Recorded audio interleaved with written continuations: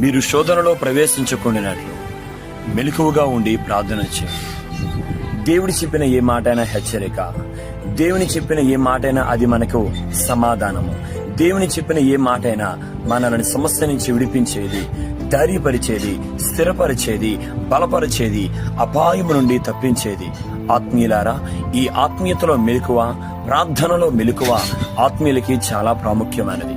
ఎందుకంటే అపవాది ఎప్పుడు ఎవరిని మృంగుదామా అనగా బలహీనపరుద్దామా, వారిని నాశనము చేద్దామా అని వాడు ఎప్పుడు పన్నాగాలు పన్నుతూనే ఉంటాడు.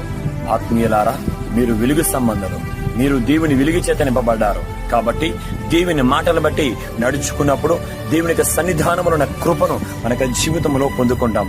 కాబట్టి ఇకనైనా మెలకువ కలిగి ప్రార్థన చేద్దాం, ప్రతి శోధనని జయిద్దాం. ఇంకనూ కూడా మనము మెలకువ కలిగిన ఆత్మీయులుగా మనము జీవితంలో ముందుకు సాగితే సకల విషయాలలో కూడా దేవుని యొక్క కృప మనకి జీవితాలలో పొందుకుంటూ ఉంటాం. God bless you.